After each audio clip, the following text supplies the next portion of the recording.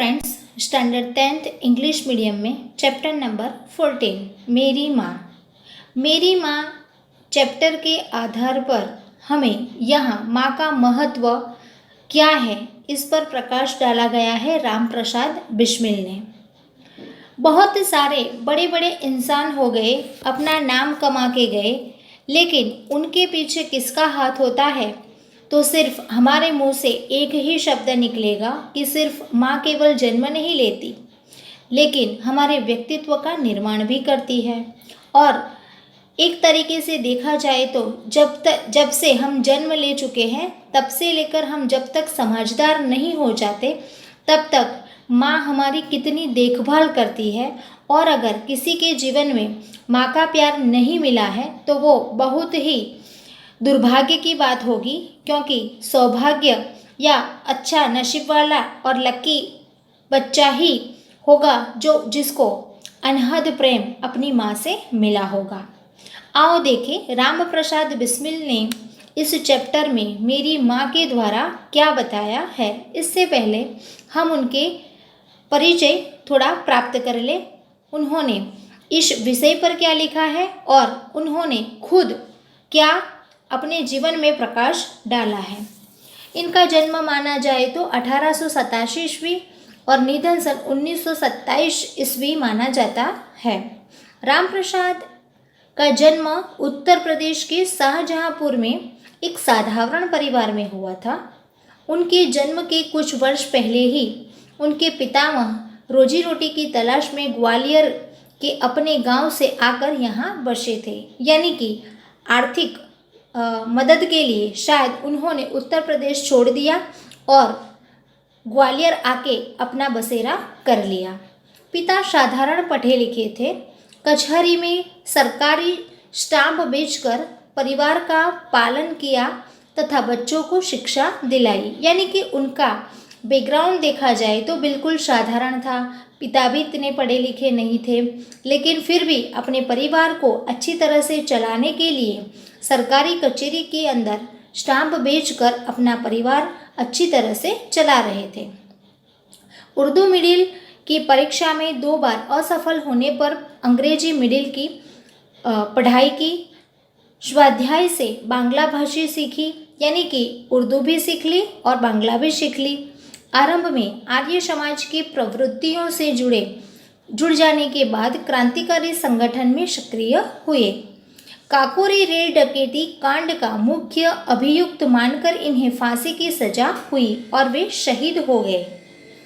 आरंभ में राम और अज्ञात नाम से पत्र पत्रिकाओं में लिखते रहे, बांग्ला से हिंदी में अनुवाद भी किए।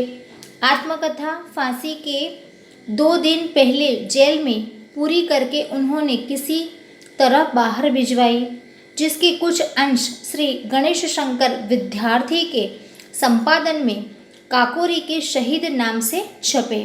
यानी कि जेल के अंदर रहने के बाद और फांसी हो जानी है उससे पहले उन्होंने अपनी आत्मकथा लिखी और वो 2 दिन पहले पूरी करके किसी भी तरीके से बाहर भिजवाई और फिर संपादन भी किया गया। यहाँ इस चैप्टर में उन्होंने सारांश ये लिखा है, जो चैप्टर के पहले हम थोड़ा बहुत जान लें कि माँ केवल जन्म ही नहीं देती, व्यक्तित्व का निर्माण भी करती है। अपनी आत्मकथा के इन अंशों में प्रसिद्ध क्रांतिकारी राम प्रसाद बिस्मिल अपने जीवन निर्माण में अपनी माँ के अवर्णनीय योगदान के प्रति नतमस्तक होते हैं और जन्म जन्मांतर में उनके ऋण से ऋण होने की कोई संभावना नहीं दिखाई देती। यानी कि इस जन्म में तो क्या, दूसरे कोई भी जन्म जन्मांतर तक अपनी माँ का ऋण वो कभी भी नहीं चुका पाएंगे, ऐसा उन्होंने अपनी आत्मकथा में कहा है।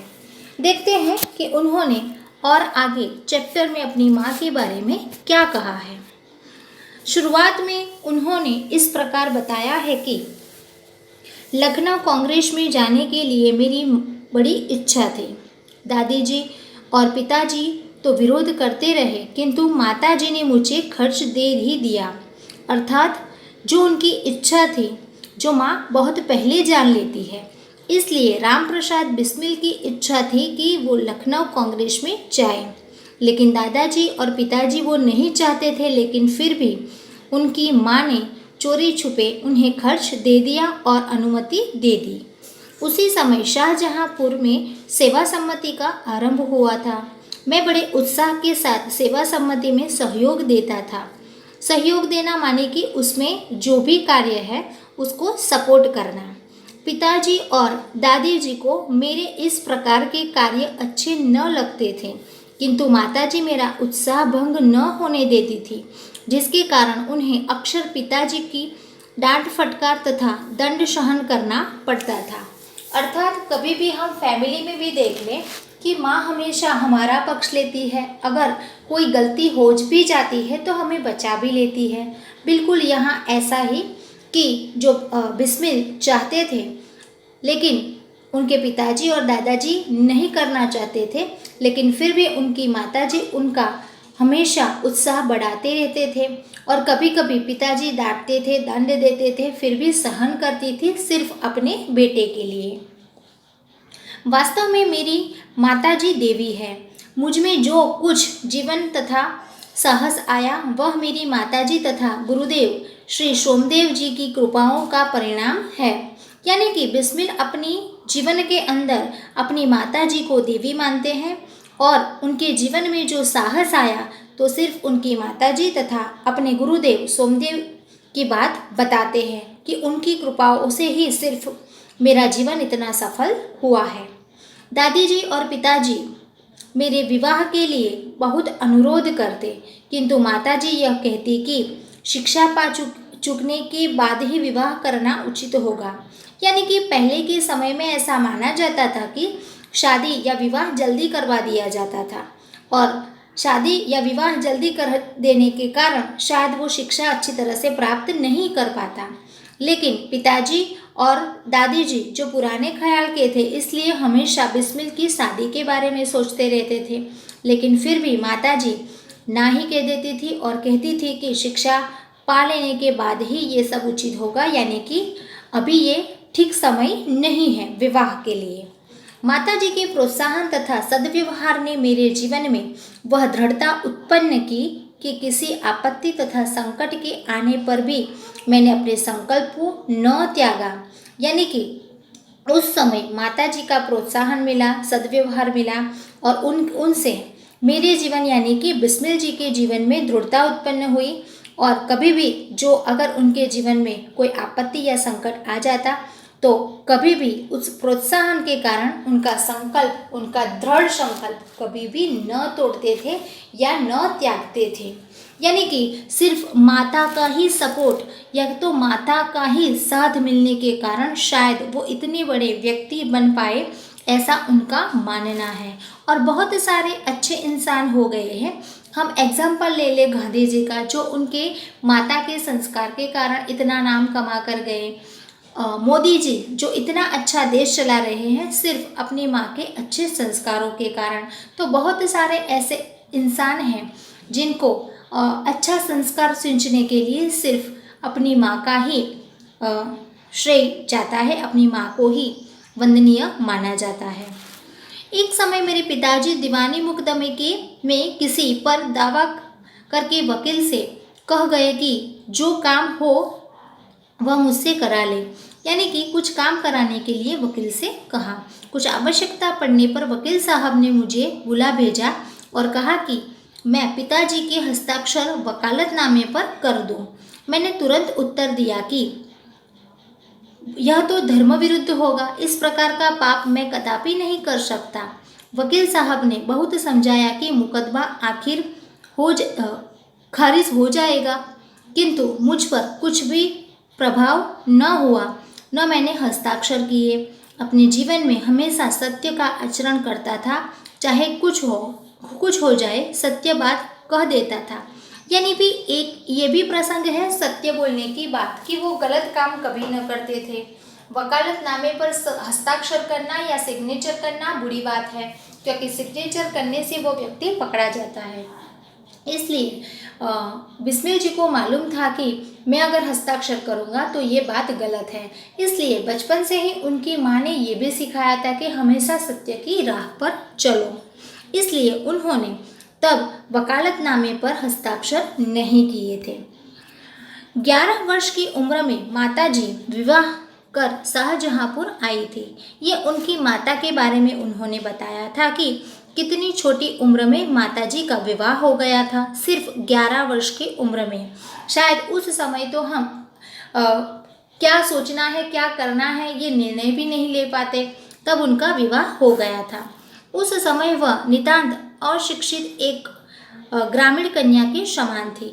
यानी कि अशिक्षित माने उन्होंने कुछ भी पढ़ाई लिखाई नहीं की थी, कुछ उन्हें आता नहीं था और एक गांव की कन्या थी। शाहजहांपुर आने के थोड़े दिनों बाद दादाजी ने अपनी छोटी बहन को बुला लिया और उन्होंने माताजी को गृह कार्य की शिक्षा दी। थोड़े दिनों में माताजी ने घर के सब कामकाज को समझ लिया। यानी कि 11 वर्ष की उम्र में तो शायद खेलने की उम्र होती है, तो उस समय अगर शादी कर दी जाए तो उनकी माताजी को स्वाभाविक रूप से कुछ आता ही नहीं होगा। लेकिन उस समय दादाजी यानी कि माताजी के ससुर ने अपनी छोटी बहन को बुलाया और घर के सारे कामकाज अच्छी तरह से सिखा दिए, समझा दिए और भोजन आदि को ठीक ठीक प्रबंध करने लगी और भोजन की चीज़ें भी सीखने लगी। मेरे जन्म होने के 5-7 वर्ष बाद उन्होंने हिंदी पढ़ना आरंभ किया। यानी कि मेरा जन्म हो गया उसके बाद तो उन्होंने हिंदी पढ़ना शुरू किया। पढ़ने का शौक़ उन्हें खुद ही पैदा हुआ था। मोहल्ले की सखी सहेली जो घर आया करती थी, उन्हीं से जो शिक्षित थी, माताजी उनसे अक्षर बोध करती। यानी कि जो सहेलियां थी, अक्षर बोध माने कि उनसे ही पढ़ना लिखना वो सीखी थी। इस प्रकार घर का सारा काम कर चुकने के बाद जो समय मिल जाता था उसमें पढ़ना लिखना करती। परिश्रम के बल से थोड़े दिनों में ही वह देवनागरी पुस्तकों का अध्ययन करने लगी। देवनागरी लिपि यानी कि हिंदी भाषा को दूसरा नाम देवनागरी लिपि से जाना जाता है। तो उस समय उन्होंने मेरे जन्म के बाद पढ़ना शुरू किया और हिंदी अच्छी तरह से सीख लेने के बाद उनका अध्ययन भी करने लगी। मेरी बहनों को छोटी आयु में माताजी की शिक्षा दिया करती थी। जब से मैंने आर्य समाज में प्रवेश किया, माताजी से खूब वार्तालाप होता। उस समय की अपेक्षा अब उनके विचार भी कुछ उदार हो गए हैं। यानी कि पढ़ाई लिखाई के बाद विचारों में थोड़ा फर्क आता था या आ जाता है, ऐसा हमारा मानना है, तो और उदार भी वो हो गए थे। यदि मुझे ऐसी माता न मिलती तो मैं भी साधारण मनुष्य की भांति संसार चक्र में फंसकर जीवन निर्वाह करता। यानी कि बिस्मिल अपने जीवन में अच्छे मूल्यों को सीखना या अपना जीवन सफल बनाने के पीछे सिर्फ अपनी माता को ही श्रेय देते हैं। उनका मानना है कि अगर उन्हें ऐसी माता नहीं मिलती तो वो एक साधारण पुरुष ही रहते और इस संसार चक्र यानी कि यहाँ पृथ्वी पर जन्म लेते लोगों की तरह जीते और फिर जीवन पूरा करके शायद मर जाते, निर्वाह करते यानी कि पूरा करके चले जाते। शिक्षादि के अतिरिक्त क्रांतिकारी जीवन में भी उन्होंने मेरी वैसी ही सहायता की है। यानी कि शिक्षा और इसके अतिरिक्त क्रांतिकारी जीवन, उस समय तो शायद क्रांतिकारी जीवन इसलिए था क्योंकि अंग्रेज सरकार का हमारे पर छत्र छाया थी। छत्र छाया माने कि हम उनकी गुलामी में थे, तो उस समय सहायता करने वाले सिर्फ बिस्मिल की माता जी थी। मेरी मेजनी को उनकी माता ने की थी और माता जी का सबसे बड़ा आदेश मेरे लिए यही था कि किसी की प्राण हानि न हो। यानी कि दूसरा मूल्य ये भी सिखाया था कि कोई की प्राण हानि न हो। उनका कहना था कि अपने शत्रु को भी कभी प्राणदंड न देना। शत्रु को माने कि हमारा शत्रु कोई भी हो सकता है, चाहे वो हमें पसंद नहीं करता या कोई बात से हमारा झगड़ा हो गया है, इसलिए हमारी दुश्मनावट हो गई है और वो हमारा दुश्मन बन गया है, तो गलती से भी उनका प्राणदंड हमें नहीं करना है। उनके यह आदेश की पूर्ति करने के लिए मुझे मजबूरन दो एक बार अपनी प्रतिज्ञा भंग करनी पड़ी थी। यानी कि बिस्मिल ने ये सीखा था अपनी माँ के कहे के अनुसार, लेकिन फिर भी अपने जीवन में एक दो बार ये भी गलती कर चुके थे कि अपने शत्रु को उन्होंने सजा भी दी थी। जन्मदात्री जननी, इस जीवन में तो तुम्हारा ऋण उतारने का प्रयत्न करने का भी अवसर न मिला। यानी कि बिस्मिल जी का कहना है कि इस जन्म में तो मैं तुम्हारा ऋण कभी भी नहीं उतार पाया, मुझे ऐसा अवसर ही नहीं मिला। इस जन्म में तो क्या, यदि मैं अनेक जन्मों में भी सारे जीवन प्रयत्न करूँ तो भी तुमसे ऋण नहीं हो सकूँगा। यानी कि सारे जन्म तुम्हारे पर निछावर कर दूँ और इतने प्रयत्न करने पर भी मैं तुम्हारा ऋण कतई नहीं चुका पाऊँगा। जिस प्रेम तथा दृढ़ता के साथ तुमने मुझे इस तुच्छ जीवन का सुधार किया है वह अवर्णनीय है। अवर्णनीय यानी कि उसका वर्णन मैं कर ही नहीं सकता कि मेरा जीवन इतना तुमने सुधार दिया। तुच्छ माने कि बहुत ही छोटा सा, लेकिन अपनी माँ की वजह से आज मेरा नाम बन गया और मैं इतना सुंदर जीवन जी पाया। मुझे जीवन की प्रत्येक घटना का स्मरण है कि तुमने जिस प्रकार अपनी देववाणी का उपदेश करके मेरा सुधार किया था। देववाणी यानी कि हमेशा सच्ची बातों को सिखाना। तो हमेशा मुझे उपदेश देती रही और मुझ में सुधार आता रहा। तुम्हारी दया से ही मैं देश सेवा में संलग्न हो सका। धार्मिक जीवन में भी तुम्हारे ही प्रोत्साहन ने सहायता दी। जो कुछ शिक्षा मैंने ग्रहण की उसका भी मैंने श्रेय तुम्ही को देता हूँ। यानी कि ये सारी बाबत जो मैंने सीखी है धार्मिक जीवन को लेकर या किसी और देश सेवा को लेकर, ये सारा श्रेय सिर्फ मैं अपनी माँ को ही देता हूँ। जिस मनोहर रूप से तुम मुझे उपदेश करती थी, मनोहर रूप यानी कि हमेशा माँ का चेहरा खिला खिला या हंसता हुआ ही होता है और हमेशा हमें मीठे स्वरों में ही उपदेश करती है। उसका स्मरण कर तुम्हारी मंगलमयी मूर्ति का ध्यान आ जाता है और मस्तक झुक जाता है। यानी कि बिस्मिल जिस समय ये लिख रहे हैं तो उनके सामने उनकी माता नहीं है और उनका चेहरा मंगलमय मूर्ति यानी उनका चेहरा आँखों के सामने आ जाता है और अपने आप अपना मस्तक झुक जाता है।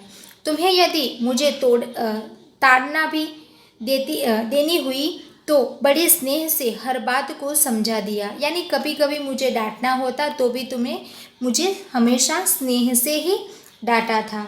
यदि मैंने धृष्टतापूर्वक उत्तर दिया तब तुम्हें प्रेम भरे शब्दों से यही कहा कि तुम्हें जो अच्छा लगे वह करो, किंतु ऐसा करना ठीक नहीं, इसका परिणाम अच्छा न होगा। जीवनदात्री, तुमने इस शरीर को जन्म देकर केवल लालन पोषण ही नहीं किया बल्कि आत्मिक, धार्मिक तथा सामाजिक उन्नति में तुम ही मेरी सदैव सहायक रही। जन्म जन्मांतर परमात्मा ऐसी ही माता दे। यानी कि बिस्मिल अपनी माता को जीवन धात्री कहते हैं कि मेरे जीवन को संवारने वाली। इसके साथ साथ कभी कोई बात मैंने गुस्से से कही तो भी तुमने हमेशा प्रेम भरे शब्दों से कहा तुम्हें जो अच्छा लगे वो करो। यानी कि मुझे मेरे शरीर को जन्म देकर मेरा लालन पोषण किया और उसके साथ साथ मुझे आत्मिक, धार्मिक और सामाजिक उन्नति में सदैव सहायक रही। यानी कि उस बाबतों को समझाया कि समाज में किस प्रकार से रहना है, धार्मिक यानी कि धर्म की बातें, आत्मिक यानी अपने आत्मा को पहचानो और किस प्रकार का कार्य इस जीवन में तुम्हें करना है और किस प्रकार का नहीं करना है। यानी कि जन्म जन्मांतर परमात्मा ऐसे ही माता दे। जो बिस्मिल जी अपनी माता को अनहद प्रेम करते थे और हर जन्म में ऐसे ही माता उन्हें मिले ऐसी वो प्रार्थना करते थे। महान से महान संकट में भी तुमने मुझे अधीर नहीं होने दिया। यानी कि जब भी आपके घर में भी देखा जाए, आप हमेशा पढ़ाई करके थक जाते हैं तो सबसे ज़्यादा टेंशन किसके मुंह पर होती है? माता के। अगर आप बीमार हो जाते हो तो सबसे ज़्यादा दुख भी अपनी माँ को ही होता है। और हमेशा वो मेरे संकट आने पर अधीर, यानी कि जब भी बच्चा मुश्किल में होता है तो सबसे अधीर, सबसे मुश्किल किसको लगता है? अपनी माँ को। सदैव अपनी प्रेम भरी वाणी को सुनाते हुए मुझे सांत्वना देती रही। सांत्वना यानी कि अंदर से दिलासा देती रही कि हाँ, तुम ऐसा कुछ नहीं कर पाओगे तो कोई बात नहीं, ठीक हो जाएगा, ऐसी सांत्वना हमेशा प्रेम भरी वाणी यानी कि शब्दों से देती रहती थी। तुम्हारी दया की छाया में मैंने अपने जीवन भर में कोई कष्ट अनुभव न किया, यानी कि पूरा जीवन अपनी माता की छाया में रहने के कारण मुझे कोई कष्ट ही नहीं हुआ, कष्ट का अनुभव भी न होने दिया। इस संसार में मेरी किसी भी भोग विलास तथा ऐश्वर्य की इच्छा नहीं, यानी कि मुझे अपनी माँ के सिवा कोई भोग विलास नहीं चाहिए, कोई ऐश्वर्य नहीं चाहिए, बस अपनी माँ का प्रेम ही मेरे लिए संपूर्ण है।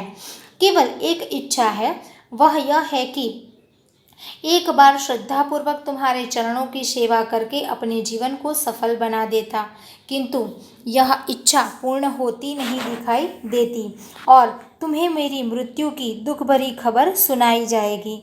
यानी कि बिस्मिल जी अपनी माता के पहले ही इस संसार को छोड़ के गए हैं, क्योंकि उन्हें फांसी दी गई है, लेकिन फिर भी उन्हें एक इच्छा अधूरी रह जाती है कि अपनी माँ के चरणों में वो सेवा करे और अंतिम प्राण भी शायद वहीं उनके चरणों में खोए। लेकिन ये दुख भरी बात उनसे पहले उनके मृत्यु की बात उनकी माँ को सुनाई जाएगी।